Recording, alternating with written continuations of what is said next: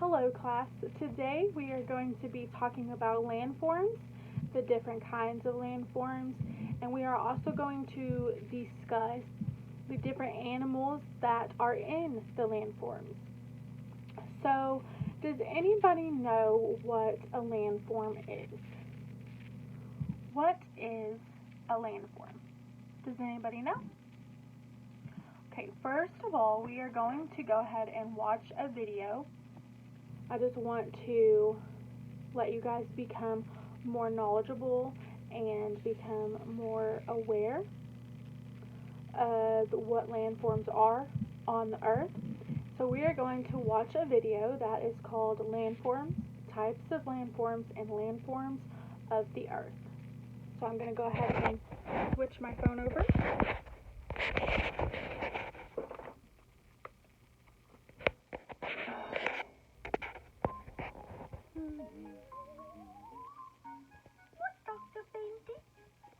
The highest landform in the world, little kitty. Landform? Yes, little kitty. Hey friends, in today's episode, let me take you around the globe to witness the natural beauty our Earth is blessed with, known as the landforms, and briefly explore the exciting formation process with stunning graphics from our creative team. Zoom in. Okay, I'm going to go ahead and pause it. I want you all to make sure that you are paying close attention to the different kinds of landforms that this video will be discussing, because after the video is over, we are going to go over each individual landform, and we're going to talk about each individual landform. So make sure you keep your eyes on the video.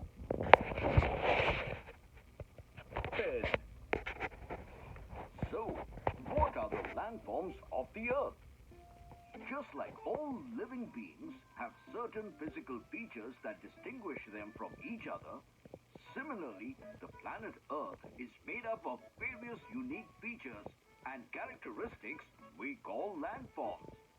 Yes, my friends, the landform is the natural geographical or physical features of the Earth that are classified into various types, such as mountains, hills, valleys, plateaus, plains, etc.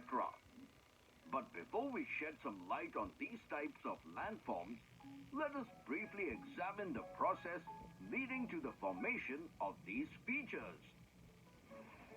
First comes the external process, in which external factors such as wind and rain shape the Earth's surface by erosion and deposition.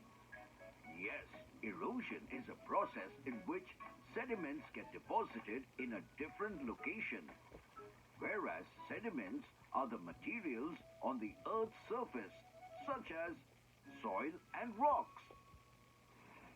Next comes the internal process, and as the name suggests... Okay, so I'm going to go ahead and skip to the part where it talks more about landforms, just because I am doing a video and I can't present in class. So we are going to skip around. And I also want you guys to become aware of how we also have, the internal process and the external process. And we have plate tectonics that are also involved in landscapes. So let's see.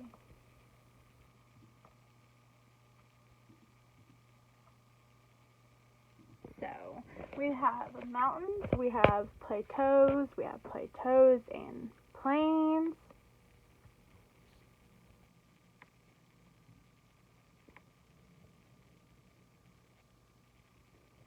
It's just talking about erosion, and it's talking about the volcanoes. Alright, so now that you know a little bit more about the landforms, I'm going to go ahead and show you guys some pictures that I have found. So we have landforms. This is basically an organizer of different landforms we have today. So we have mountains, hills, valleys, plateaus, plains, volcanoes, and islands. And on each of these landforms, we have animals that also live on the landforms or also near the landforms, as in volcanoes.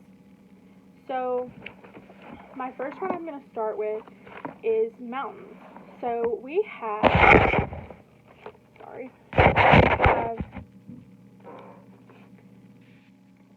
a picture of an alpaca.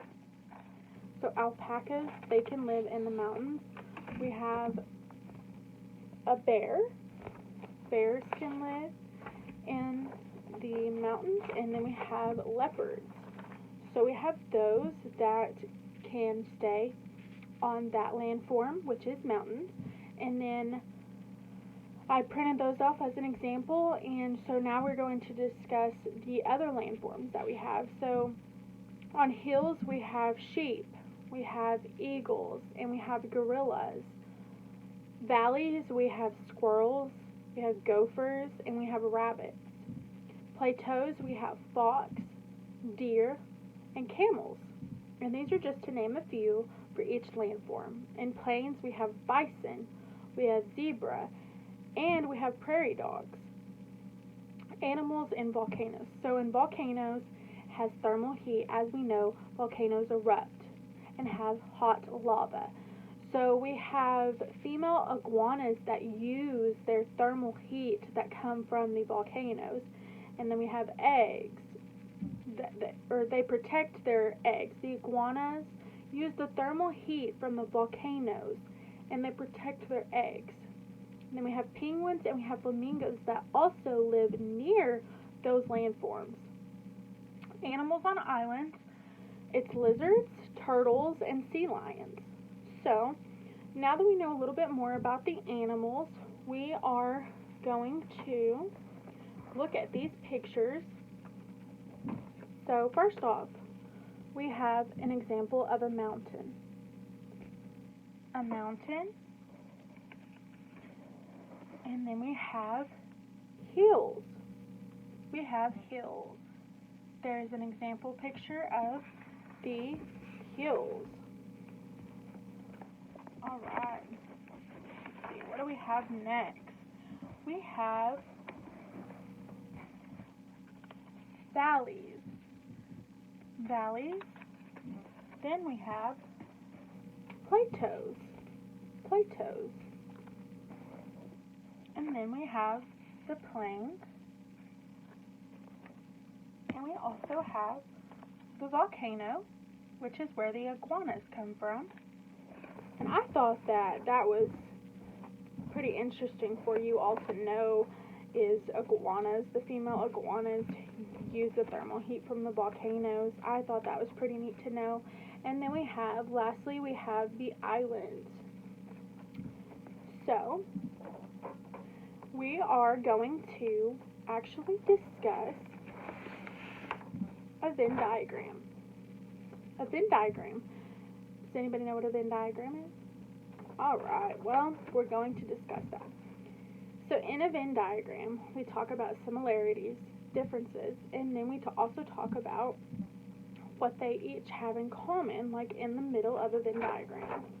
So we have the comparisons of one, then we have another one here, and then we do a middle one, which is what they both have.